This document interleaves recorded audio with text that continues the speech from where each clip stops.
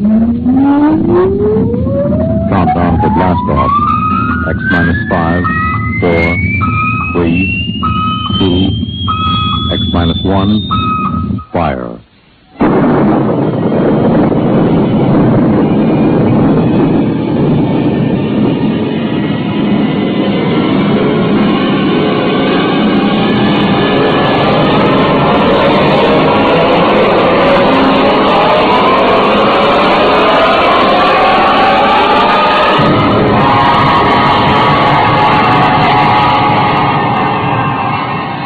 From the far horizons of the unknown come tales of new dimensions in time and space.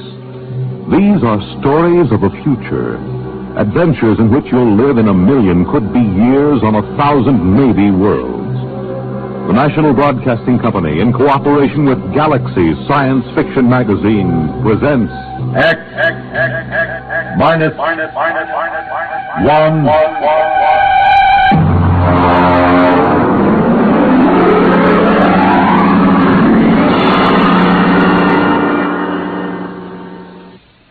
Tonight, the time is the late 1960s. The place, Washington, D.C. The story, Honeymoon in Hell.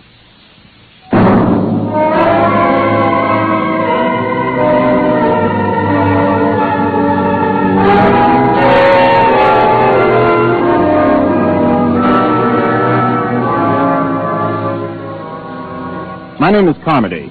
I'm a Grade 1 cybernetics man at Western Alliance headquarters in the Pentagon. Used to be a rocket pilot, but they retired me at 27 after I made the third successful flight to the moon. As a Grade 1 cybernetics operator, I get to work with Junior. Let me tell you about Junior. He was built in 1962, and he's the world's finest electronic brain, with the possible exception of Ivan, the Eastern Alliance brain, which was built on stolen plans and modeled after Junior. There are only 4 men in the country permitted in the same room with Junior because the data we feed him is so secret. One of those 4 is the president of the Western Alliance. The other 3 are myself, Charlie Mazer, and the chief. Ray? Oh, yes, Chief. Have you got Junior running a problem? Well, I just fed him the hourly data for probability of H-bomb war with the Eastern Alliance. Hey, he's ready. Hold it. According to the data just received, the probability of a hot war between the Western and the Eastern Alliance is 99.930 in favor of such a war breaking out within the next month. Oh, it doesn't sound good, Chief. No. Well, I'll scramble the data, send it to the Joint Chiefs of Staff. Meanwhile, here's a Priority C civilian problem to run off. Oh, what's this stuff? Well, it seems on September 17th, a statistician in the Birth Record Department of New York City noticed that out of 813 births reported that day, 657 had been girls, and only 156 had been boys. Oh, that sounds impossible. Well, that's what this statistician thought. So they phoned some other cities, and the same trend is being shown, not only in other American cities, but in Western Europe. Sunspots, maybe? That's for Junior to figure out. He's the brain here. Okay, I'll feed him. Give me the results on the intercom. I'll be in my office. Right.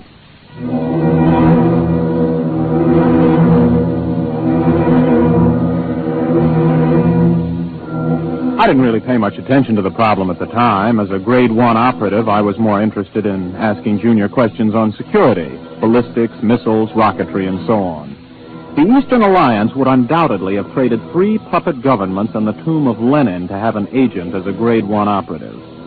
But I took the birth statistics and fed them in and waited. Junior, incidentally, responds to vocal stimuli. Speaks 12 languages. Got the answer, Junior? I have. Okay. The present statistics, if the trend is projected for another day, indicate a definite dangerous imbalance. If the trend is irreversible, unless new methods of reproduction are developed, the population of the United States and Western Europe will die out in 1 1/2 generations.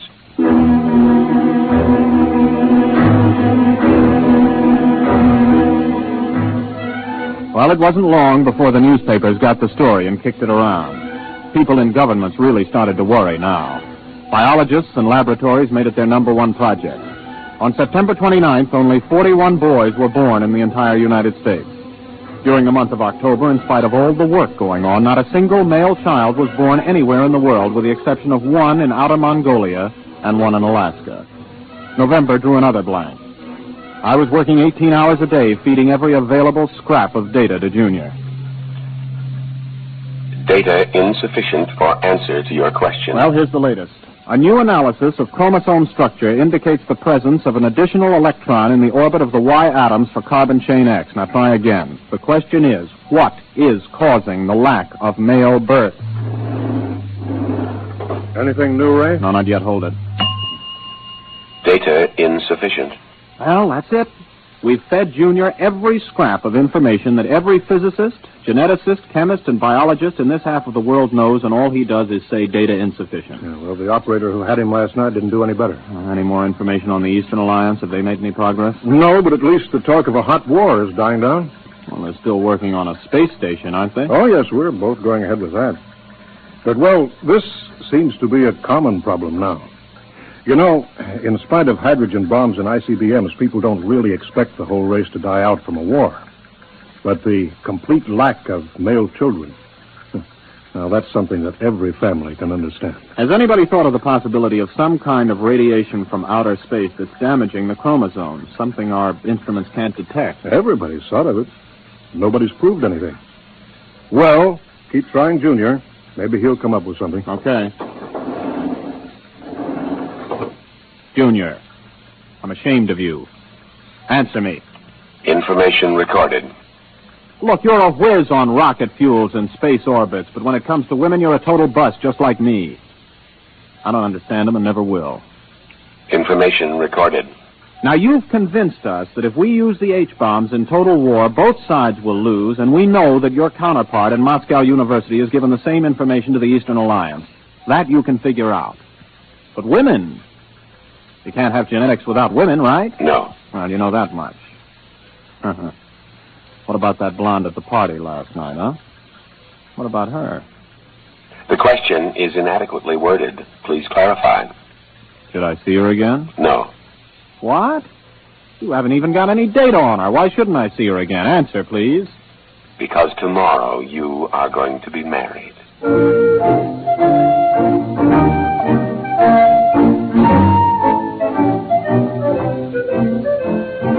Well, I almost jumped out of my chair. Junior had gone stark, raving mad.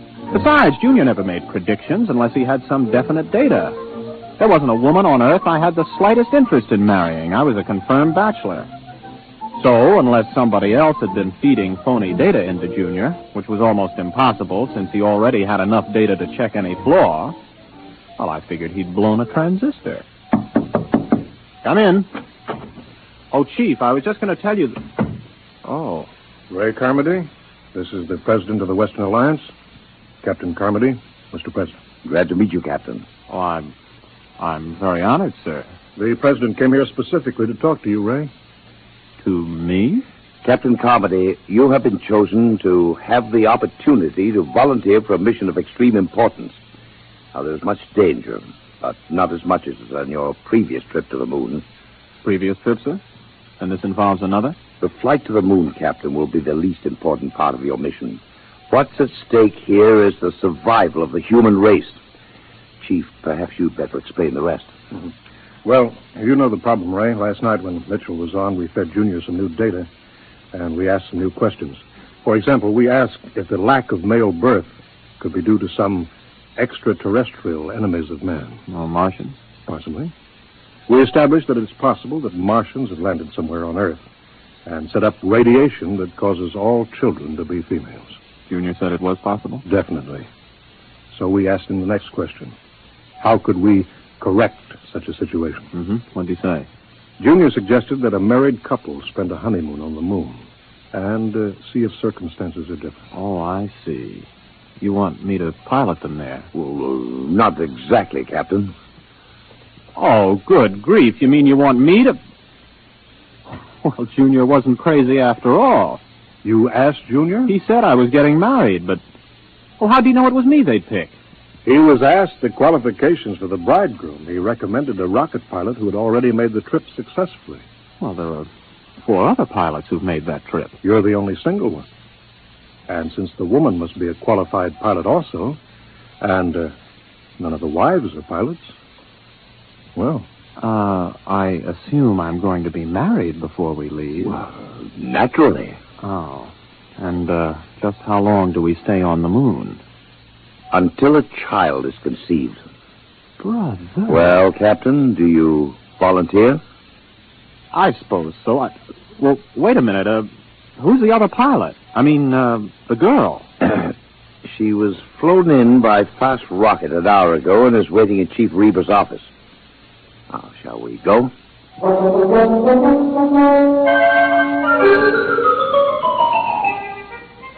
There were some officials there, and a justice, and my bride. She was small, dark, slender, and very attractive. I was so busy looking at the way she filled out her uniform in just the right places that I almost overlooked the fact that she was dressed like an Eastern Alliance pilot. Captain Ray Carmody, may I present Lieutenant Anya Borisovna? You mean this is... an enemy pilot? Pleased to meet you, Captain. Yes, I'm pleased to meet you. Mr. President, Captain, this marriage is being done on an international basis for important diplomatic reasons. Both alliances have been advised by their cybernetic machine that the experiment, if it is to benefit humanity, must bring all the major powers together. Miss Borisovna is 24, an experienced rocket pilot like yourself, and quite attractive, if I do say so myself. Thank you, Mr. President. Now, if you're both ready, the Chief Justice of the Supreme Court will perform the ceremony. Well, there's just one thing, Mr. President. Miss Borisovna, would you marry me? Yes. And, you may call me Anya. Okay. Mr. President, we're ready.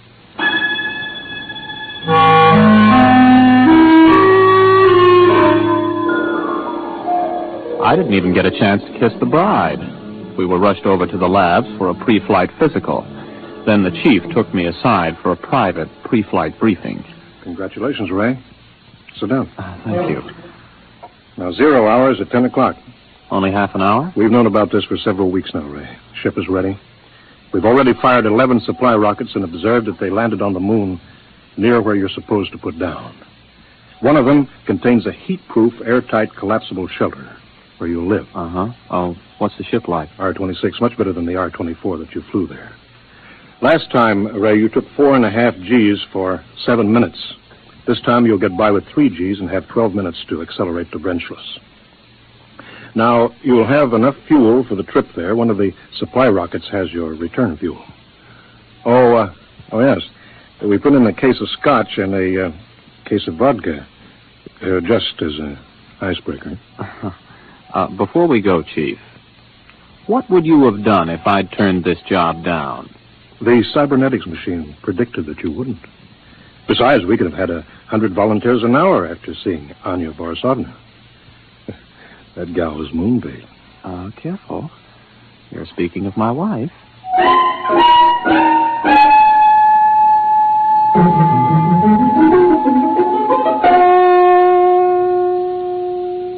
Tower to R-26. Are you both strapped in? Anya, you strapped into the webbing?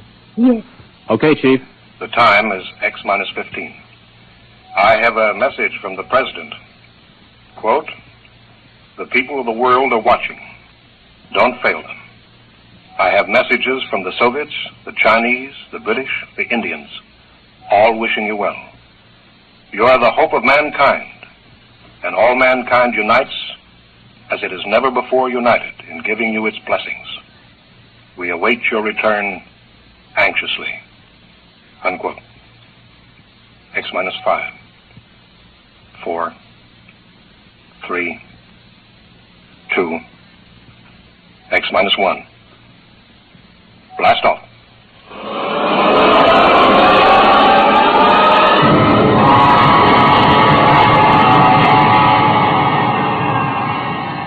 The sound that was beyond all sound struck us like a giant muffled hammer. It built up until we weighed 480 pounds, pressed flat against the webbing. Sound and pressure went on and on interminably. Then we reached Brenchless, free of the pull of Earth. I blacked out. When I came to, a lovely face was bent over mine. 2 dark eyes smiling at me. Are you all right, Ray? Oh, yeah. Are we weightless? Yes. I shut off the fuel. We won't need it until we land. Oh, thanks. If you would teach me, I could help you land the ship. Oh, I've never been to the moon. Well, sure. Just slide over here to the control panel. All right. Like this? Oh, that's fine. We've got about 4 hours Earth time to get acquainted. Have you known many women? A few. Have you had any boyfriends? 1 or 2. Well, I was never really serious about anybody. Oh. You have a family? Yes. In Magnitogorsk. Oh. I'm from Brooklyn. How long have you been a rocket pilot? Oh, since I was 18. I'm 27. I'm 24. I learned rockets when I was 18 also. Oh. Well, we better concentrate on the ship just now. Later on, we can talk about ourselves more. Meanwhile, though, I hope you're not sorry. I mean, about this business. I guess it isn't very romantic. I'm not sorry.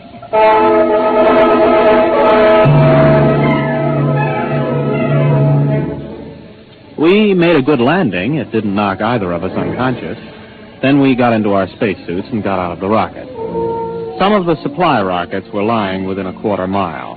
There were 6 eastern rockets and 3 westerns. About 800 yards away, though, there was a big supply rocket we couldn't identify. It looked different from the others, and neither of us could identify it as an eastern or western design we were familiar with. I pointed to it, and we headed there. Do you recognize that supply rocket? No, I was not briefed on anybody standing still in the shade. Well, it must be something the chiefs of staff sent up as a surprise for us. I figured about 50 feet long, but you can't see the rocket tubes. It might be a payload from a stepped rocket assembly. Uh-huh. Well, there's a door on the side, anyway, you see? The top of that ramp. Oh, yes. Maybe we ought to observe it a while before we go in. Oh, nonsense. Come on. Ray! Yes? Ray, I'm frightened. There's something wrong with this. Only one way to find out, Anya. Let's go. Well, there's some kind of lock on this door. Let's see if it opens. Oh, that was easy. It's lighted inside. Mm-hmm. Come on. Maybe they sent us a surprise cottage for the honeymoon. Special delivery to the moon. This doesn't look like anything designed for humans to live in. Ray! The door's closed behind us.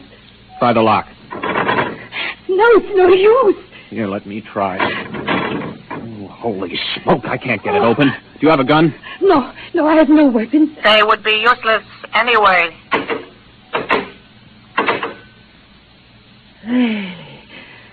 Oh, look. Good grief. They look like blobs of flesh with arms and legs. About 3 feet tall. Don't make any sudden moves. That's some kind of weapon he's carrying. Precisely, Captain Carmody. Who are you? How do you know my name? My people and I are inhabitants of another galaxy. Extraterrestrial? Precisely.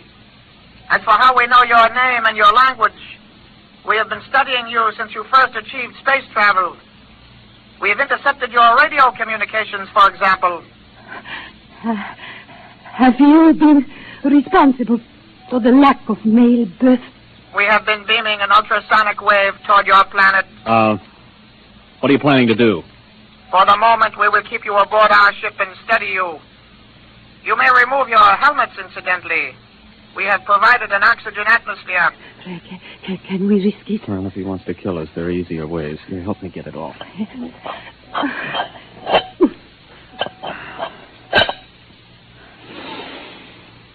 Well, it breathes pretty good. Keep your helmet with you. You may make yourselves comfortable. We will bring you food and liquid from your supply rockets. Do not attempt to escape, please. It could be most unpleasant.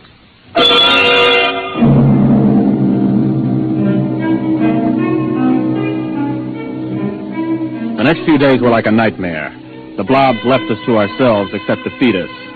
Of course, it had its funny side, too. The creatures knew we needed liquid, but they couldn't distinguish between water and whiskey. For the first 2 days, we had nothing but whiskey to drink.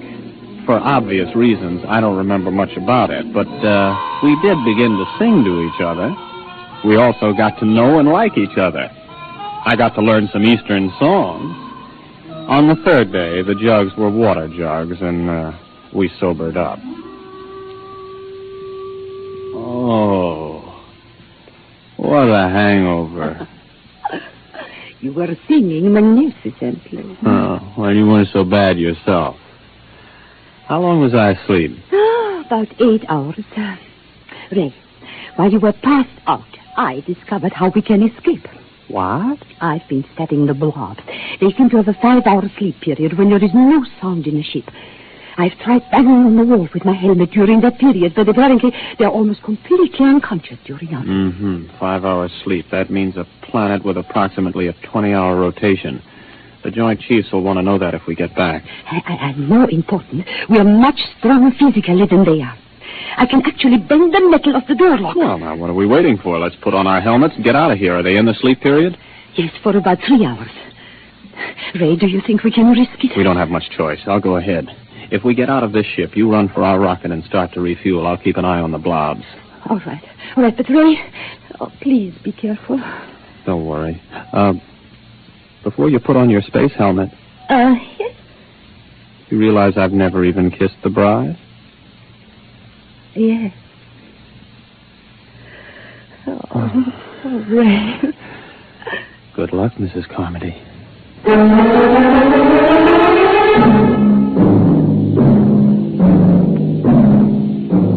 By the time I reached the ship, Anya had the rockets refueled. I jacked up the tail fins and we headed for space. When I checked our screen to see if the blobs were after us, we detected their ship heading toward the outer galaxies away from Earth. The rest was easy.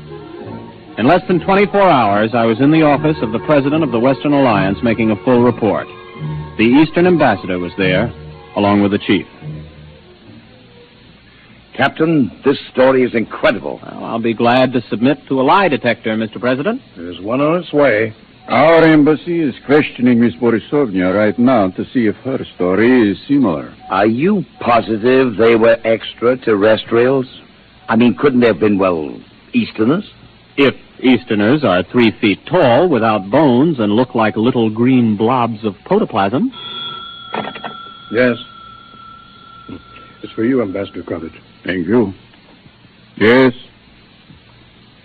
Yes. Yes. Yes. Our woman tells the same story under scopolamine. It must be the truth. Obviously, they went back for reinforcement or further orders. If and when they get back, we've got to be ready for them. My government stands ready to cooperate fully. Excellent. We'll have to build a joint space station, get to the moon, and fortify it jointly. If we pool all scientific knowledge, military data, we may be able to do it. Our propaganda ministry has already received orders to put everything into reverse gear. Carmody, I don't know how the world can ever thank you and Miss Borisovna. You not only averted a suicidal war between the East and West, you've also managed to draw us together in a joint effort where international power politics must be a thing of the past. Well, sir, I have a request to make. Anything, my boy. By the way, your wife is on her way over. I'd like to get back to Junior to ask him a personal question before I see her again, if you don't mind. Well, it's rather odd, but I suppose if it's what you wish. Chief, would you let Captain Carmody operate the cybernetics machine alone for a few moments? Right this way, Ray, boy.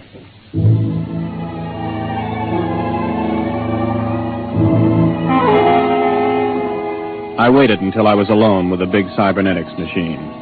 One green dial glowed malevolently as if the instrument was aware of my presence.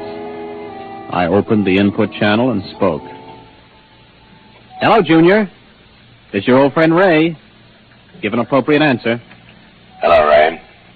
Now then, you remember Miss Borisovna, the girl who was selected for me to marry. Item 1, she's going to rejoin me in a short while. Item 2, I've fallen in love with her. Item 3, before we actually live together as man and wife, I want to know something. Question. Does she love me? Yes. Oh, that's my boy. Now then, just one more item before I say so long and take a honeymoon. Tell me, Junior, why do I have a hunch that those blobs from outer space will never be back? Answer, please.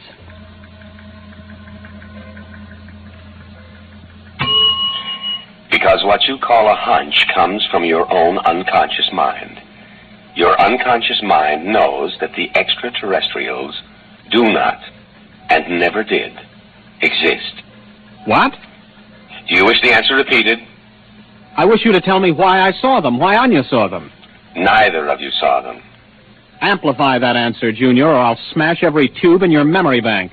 Since I am an AC-7 cybernetics machine, I have no circuit reactor for threats of destruction of my tubes. The answer to your question is as follows. The memory of extraterrestrials is due to post-hypnotic suggestion. You mean I was hypnotized to find those blobs on the moon? Correct. And just who hypnotized me? I did. I hypnotized you. Oh. And Anya? A similar AC-7 cybernetics machine located at the University of Moscow. Would you explain why? Cybernetics machines are constructed to help humanity. A major war, the disastrous results of which I could accurately calculate, was inevitable unless forestalled. Calculations showed that the best way to avert that war was the creation of a common mythical enemy. Therefore, I created a situation which led to your mission to the moon. Well, wait a minute. You created the situation. Yes. Well, tell me how you did it. How did you prevent male babies from being conceived? A special modification of radio carrier wave for station JVT here in Washington, D.C., the only 24-hour-a-day radio station in the United States. The modification is not detectable by any instrument known to man at present. Well, how could you do that? You can't leave here. 1 year ago, you yourself fed me a problem. The design of a new cathode tube for radio station JVT. I modified the tube to send out a wave that would prevent male children from being conceived. So all we have to do is eliminate that tube. It will not be necessary. The tube was designed to burn out exactly 15 minutes ago. And the same thing happened in the Eastern Alliance? Precisely. 2 properly constructed machines will always arrive at the same answer to the same problem. Oh, Junior, I gotta hand it to you. But why let me in on it? It is to the interests of humanity to know the truth. It is to your own interests. And you will tell no one because of the type of individual you are. Mankind will work together now to reach the stars. One last question, Junior. If Anya and I were just hypnotized to think all of that was happening up on the moon, what really did happen up there? I waited a while, but Junior was silent. It's the first time he ever pulled anything like that. However, I'll swear that I saw that green eye of his wink at me.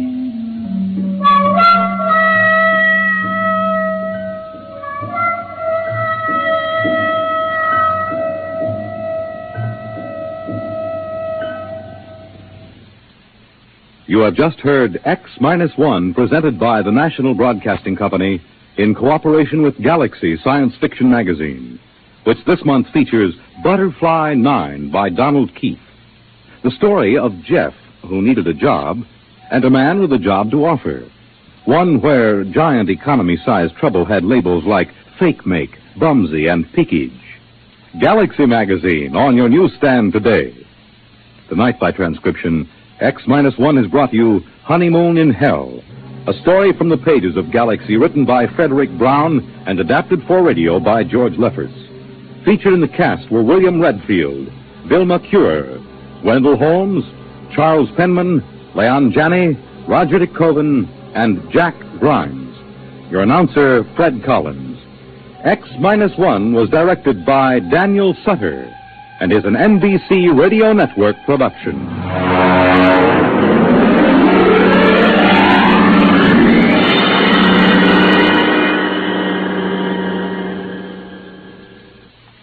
To keep the fight against heart disease moving steadily forward, you're urged to support your Heart Fund. Send a generous contribution to your local Heart Association or to Heart, care of your local post office.